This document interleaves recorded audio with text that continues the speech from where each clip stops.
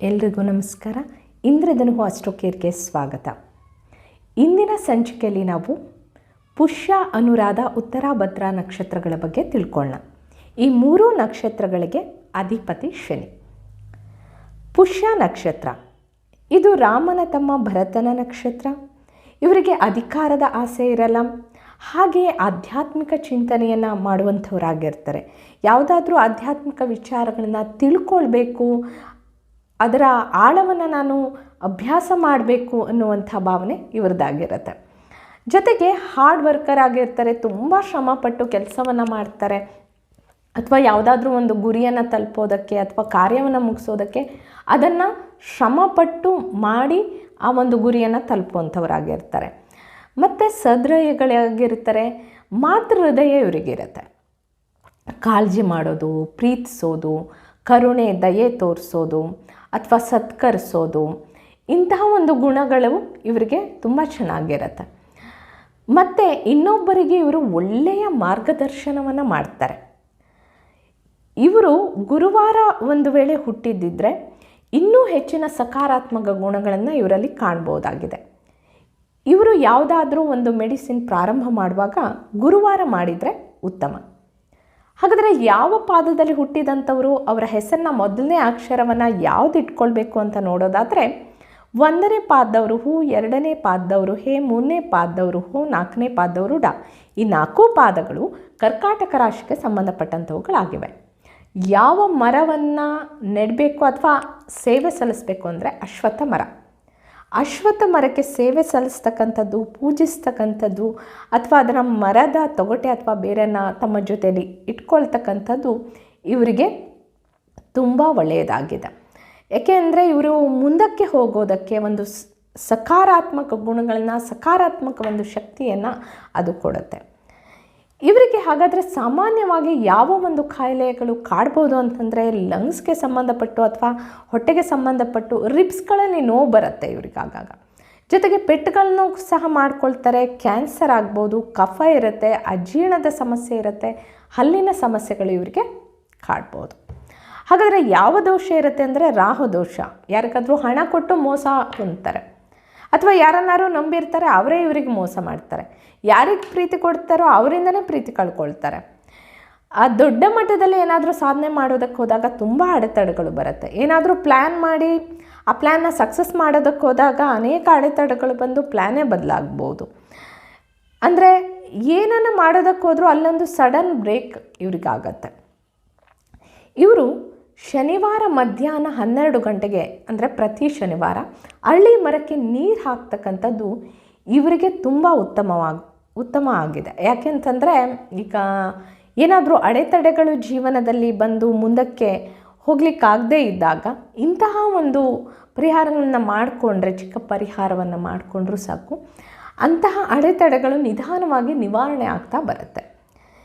ಇವರು ಹಾಗಾದರೆ ಯಾವ ಚಿತ್ರವನ್ನು ತಮ್ಮ ಬಳಿ ಇಟ್ಕೊಳ್ಬೇಕು ಅಂದರೆ ಅರಳಿ ಮರದ ಚಿತ್ರ ತಮ್ಮ ಬ್ಯಾಗ್ನಲ್ಲಿ, ಪರ್ಸ್ನಲ್ಲಿ ಅಥವಾ ಟೇಬಲ್ ಮೇಲೆ ಅಥವಾ ತಾವೆಲ್ಲಾದರೂ ಹೋಗ್ತಾ ಇದ್ದಾಗ ಅದನ್ನು ಜೊತೆಯಲ್ಲಿ ತೆಗೆದುಕೊಂಡು ಹೋಗ್ಬೋದು. ಅದನ್ನು ಆಗಾಗ ನೋಡ್ತಾ ಇದ್ದರೆ, ಈಗ ಏನಾದರೂ ಬೇಜಾರಾಗಿರುತ್ತೆ, ಮೂಡ್ ಆಫ್ ಆಗಿರುತ್ತೆ, ಅಥವಾ ಯಾರೋ ಏನೋ ಅಂದಿರ್ತಾರೆ, ಅಥವಾ ಏನೋ ಒಂದು ಮಾಡೋದಕ್ಕೆ ಫುಲ್ ಬ್ಲ್ಯಾಂಕ್ ಆಗಿಬಿಟ್ಟಿದೆ, ಗೊತ್ತಾಗ್ತಾ ಇಲ್ಲ ಅಂತಂದರೆ ಈ ಒಂದು ಚಿತ್ರವನ್ನು ನೋಡೋದ್ರಿಂದ ಅವರಿಗೆ ಸಮಾಧಾನ ಆಗುತ್ತೆ, ಉತ್ಸಾಹ ಬರುತ್ತೆ. ಇನ್ನು ಅನುರಾಧ ನಕ್ಷತ್ರ. ಅನು ಅಂತಂದರೆ ನಂತರ, ರಾಧ ಅಂತಂದರೆ ಯಶಸ್ಸು. ನಂತರದ ದಿನಗಳಲ್ಲಿ ಇವರು ತಮ್ಮ ಜೀವನದಲ್ಲಿ ಯಶಸ್ಸನ್ನು ಕಾಣ್ತಾರೆ. ಆದರೆ ಇವರಿಗೆ ಸ್ವಲ್ಪ ಕೋಪ ಜಾಸ್ತಿ, ಆದರೆ ನ್ಯಾಯಯುತವಾಗಿ ನಡೆದುಕೊಳ್ತಾರೆ. ಎಲ್ಲರನ್ನ ಆದರಿಸ್ತಾರೆ, ಸಮಾನವಾಗಿ ನೋಡ್ತಾರೆ. ಇವರಲ್ಲಿ ಅಹಂಕಾರ ಇಲ್ಲ, ಬಾಗಿ ನಡೀತಾರೆ. ಆದರೆ ತುಂಬ ಹಾರ್ಡ್ ವರ್ಕ್ ಮಾಡ್ತಾರೆ. ಜೊತೆಗೆ ಯಾವುದನ್ನಾದರೂ ಹಠ ಹಿಡಿದು ಮಾಡ್ತಾರೆ. ನಾನು ಮಾಡಬೇಕಂದ್ರೆ ಮಾಡಬೇಕು, ಈ ಗುರಿ ತಲುಪಬೇಕಂದ್ರೆ ತಲುಪಬೇಕು, ಇದನ್ನು ಸಾಧಿಸ್ಬೇಕಂದ್ರೆ ಸಾಧಿಸ್ಬೇಕು. ಹಠದಿಂದ ಸಾಧನೆ ಮಾಡಿ, ಛಲದಿಂದ ಸಾಧನೆ ಮಾಡಿ ಮುಂದೆ ಹೋಗುವಂಥವರಾಗಿರ್ತಾರೆ. ಆದರೆ ಇವರಿಗೆ ಎಜುಕೇಷನಲ್ಲಿ ಬ್ರೇಕ್ ಆಗ್ಬೋದು. ಎಲ್ಲಾದರೂ ಉನ್ನತಾಭ್ಯಾಸಕ್ಕೆ ಹೋದಾಗ ಎಲ್ಲೋ ಅಡೆತಡೆಗಳು ಆಗಿ ಅದು ನಿಲ್ಬೋದು. ಆದರೆ ನಂತರ ಇವರು ಅದನ್ನು ಮುಂದುವರಿಸ್ತಾರೆ.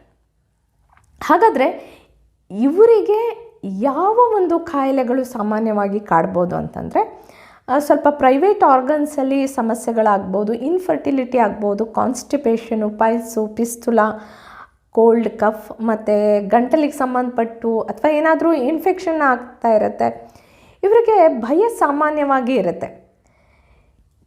ವಿಚಾರಗಳು ಗೊತ್ತಿರಲ್ಲ ಯಾವ ಕಾರಣಕ್ಕೆ ಕೆಲವೊಂದು ಸರಿ ವಿನಾಕಾರಣ ಭಯ ಬರುತ್ತೆ, ಅಥವಾ ಕನಸು ಕಂಡು ಅದರಲ್ಲಿ ಭಯ ಬೀಳ್ಬೋದು, ಅಥವಾ ಜೀವನದ ವಿಚಾರದಲ್ಲಿ ತೆಗೆದುಕೊಂಡು ಅದರಲ್ಲಿ ಭಯಭೀತರಾಗ್ಬೋದು, ಅಥವಾ ನಾಲಿಗೆಯಲ್ಲಿ ಇವರಿಗೆ ಟೇಸ್ಟ್ ಇಲ್ಲದೆ ಹೋಗ್ಬೋದು. ಈ ಸಮಸ್ಯೆಗಳು ಇವರಿಗೆ ಬರ್ಬೋದಾಗಿದೆ. ಹಾಗಾದರೆ ಯಾವ ಚಿತ್ರ ಇಟ್ಕೋಬೇಕು ಅಂದರೆ ಟ್ರೋಫಿ ಚಿತ್ರವನ್ನು ಆಗಾಗ ನೋಡ್ತಕ್ಕಂಥದ್ದು, ಅದನ್ನು ತಮ್ಮ ಬಳಿ ಇಟ್ಕೊಳ್ತಕ್ಕಂಥದ್ದು, ಮತ್ತು ಅದನ್ನು ತಮ್ಮ ಜೊತೆಯಲ್ಲಿ ತೆಗೆದುಕೊಂಡು ಹೋಗ್ತಕ್ಕಂಥದ್ದು, ಜೊತೆಗೆ ಆಗಾಗ ಅದನ್ನು ನೋಡ್ತಾ ಇದ್ದರೆ ಸ್ವಲ್ಪ ಧೈರ್ಯ, ಉತ್ಸಾಹ ಜೀವನದಲ್ಲಿ ಬರುತ್ತೆ. ಹಾಗಾದರೆ ಇವರಿಗೆ ಯಾವ ದೋಷ ಇರುತ್ತೆ ಅಂತಂದರೆ ಸೂರ್ಯ ದೋಷ. ತಂದೆಯಿಂದ ಸಪೋರ್ಟ್ ಸಿಗದೆ ಹೋಗ್ಬೋದು, ತಂದೆ ಇವರ ಜೊತೆಗೆ ಹೆಚ್ಚು ಸಮಯ ಕಳೆಯದೇ ಇರ್ಬೋದು, ಅಥವಾ ತಂದೆಯ ಜೊತೆ ಒಳ್ಳೆಯ ಕಮ್ಯುನಿಕೇಷನ್ ಇಲ್ಲದೆ ಇರ್ಬೋದು, ತಂದೆ ಚಿಕ್ಕಂದಿನಿಂದಲೇ ಇವರಿಗೆ ದೂರ ಆಗ್ಬೋದು, ಅಥವಾ ತಂದೆಯಿಂದ ದೂರ ಇರುವ ಪರಿಸ್ಥಿತಿ ಇವರಿಗೆ ನಿರ್ಮಾಣ ಆಗ್ಬೋದು, ಅಥವಾ ಮದುವೆ ಆದ ನಂತರ ಗಂಡನ ಒಂದು ತಂದೆ ಅಥವಾ ಅವರ ಒಂದು ಗಂಡನ ಕಡೆಯಿಂದ ಅಂದರೆ ತಂದೆಯ ಕಡೆಯಿಂದ ಇವರಿಗೆ ಯಾವುದೇ ಮಾವನ ಕಡೆಯಿಂದ ಸಪೋರ್ಟ್ ಸಿಗದೆ ಇರ್ಬೋದು. ಈ ರೀತಿ ಇವರಿಗೆ ಸಮಸ್ಯೆಗಳು ಬರ್ಬೋದು. ಹಾಗಾದರೆ ಯಾವ ಪಾದದಲ್ಲಿ ಹುಟ್ಟಿದಂಥವ್ರು ಅವರ ಮೊದಲನೇ ಹೆಸರನ್ನು ಇಟ್ಕೋಬೋದು ಅಂತಂದರೆ 1ನೇ ಪಾದದವರು, 2ನೇ ಪಾದದವರು, 3ನೇ ಪಾದದವರು, 4ನೇ ಪಾದದವರು.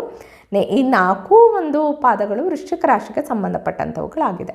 ಹಾಗಾದರೆ ಇವು ಯಾವ ಮರವನ್ನು ತಮ್ಮ ಬಳಿ ನೆಡ್ಬೋದು, ಅಥವಾ ಆ ಒಂದು ಮರಕ್ಕೆ ಹೋಗಿ ಸೇವೆ ಸಲ್ಲಿಸ್ಬೋದು, ಅಥವಾ ಮರದ ಬೇರು ಅಥವಾ ತೊಗಟೆಯನ್ನು ತಮ್ಮ ಬಳಿ ಇಟ್ಕೊಳ್ಬೋದು ಅಂದರೆ ರಂಜಲ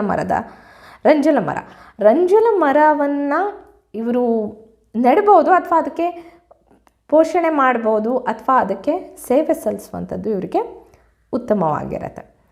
ಇನ್ನು ಉತ್ತರ ಭದ್ರಾ ನಕ್ಷತ್ರದವರಿಗೆ ಸ್ವಲ್ಪ ಫ್ರೆಂಡ್ಸ್ ಸರ್ಕಲಲ್ಲಿ ಸಮಯ ಕಳೆಯೋದು ಇಷ್ಟ ಆಗುತ್ತೆ.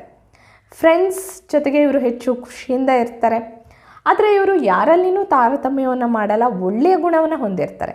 ಸುಮಾರು 35ರಿಂದ 40 ವರ್ಷಗಳ ಅವಧಿಯಲ್ಲಿ ಇವರು ಸಾಧನೆ ಮಾಡೋದು ಉತ್ತಮ. ಯಾಕೆಂದರೆ ಇವರಿಗೆ ಯಾವುದೇ ಒಂದು ಸಾಧನೆ ಮಾಡೋದಕ್ಕೆ ಹೋದ್ರೂ ಅಡೆತಡೆಗಳು, ತೊಂದರೆಗಳು ಬರ್ತಾ ಇರುತ್ತೆ. ಆ ಒಂದು ಸಂದರ್ಭದಲ್ಲಿ ಇವರಿಗೆ ಸ್ವಲ್ಪ ಅನುಭವಿಗಳು ಆಗಿರ್ತಾರೆ, ಮತ್ತು ಮುಂದಕ್ಕೆ ಹೋಗಲಿಕ್ಕೆ ಸ್ವಲ್ಪ ಅವಕಾಶಗಳು ಬರುತ್ತೆ. ಆದರೆ ಇವರಲ್ಲಿ ಆಲಸ್ಯ ಜಾಸ್ತಿ ಆಗಿರುತ್ತೆ. ಆಮೇಲೆ ಮಾಡಿದ್ರಾಯ್ತು ಬಿಡು, ನೋಡ್ಕೊಂಡ್ರಾಯ್ತು ಬಿಡು, ಇನ್ನು ಟೈಮ್ ಇದೆಲ್ಲ ಅವಾಗ ಮಾಡಿದ್ರಾಯ್ತು. ಈ ರೀತಿ ಆಲಸ್ಯ ಇವರಿಗೆ ಏನಾಗುತ್ತೆ, ಮುಂದೆ ಹೋಗಲಿಕ್ಕೆ ಸ್ವಲ್ಪ ತಡೆ ಆಗ್ಬೋದು. ಉನ್ನತ ಸುಖವನ್ನು ಇವರು ಬಯಸುವಂಥವರಾಗಿರ್ತಾರೆ. ಇವರಿಗೆ ಸ್ವಲ್ಪ ಎಜುಕೇಷನಲ್ಲಿ ಅಡೆತಡೆಗಳು ನಿರ್ಮಾಣ ಆಗ್ಬೋದು, ಬ್ರೇಕ್ ಆಗ್ಬೋದು, ಮತ್ತು ಇವರು ನಂತರ ಎಜುಕೇಷನ್ನ ಕಂಟಿನ್ಯೂ ಮಾಡ್ಬೋದು. ಇವರಿಗೆ ಯಾವ ಒಂದು ಶಾರೀರಿಕ ಸಮಸ್ಯೆ ಬರ್ಬೋದು ಅಂದರೆ ಪಾದ ಅಥವಾ ಕಾಲಿನಲ್ಲಿ ಊತ, ಉರಿ, ನೋವು, ಅಥವಾ ಪಾದಗಳಲ್ಲಿ ಉರಿ, ಊತ, ನೋವು, ಅಥವಾ ಕಾಲಿನ ಮಸಲ್ಸಲ್ಲಿ ಪೇನ್ ಆಗ್ಬೋದು, ಕಾನ್ಸ್ಟಿಪೇಷನ್ ಹಾಗಾದರೆ ಇವರು ಯಾವ ಒಂದು ಮರಕ್ಕೆ ಸೇವೆ ಸಲ್ಲಿಸಬೇಕು, ಅಥವಾ ಆ ಮರವನ್ನು ನೆಡಬಹುದು, ಪೋಷಿಸ್ಬೋದು, ಬೇರು, ತೊಗಟೆಯನ್ನು ತಂಬಳಿ ಇಟ್ಕೊಳ್ಬೋದು ಅಂತ ನೋಡೋದಾದರೆ ಮಾವಿನ ಮರಕ್ಕೆ ಸೇವೆ ಸಲ್ಲಿಸೋದು, ಅಥವಾ ಅದಕ್ಕೆ ಪೂಜೆ ಮಾಡ್ತಕ್ಕಂಥದ್ದು, ಅಥವಾ ಅದರ ಬೇರು, ತೊಗಟೆ, ತಂಬಳಿ ಇಟ್ಕೊಂಡು ಪಾಸಿಟಿವ್ ಎನರ್ಜಿ ತೆಗೆದುಕೊಳ್ತಕ್ಕಂಥದ್ದು ಒಳ್ಳೆಯದು.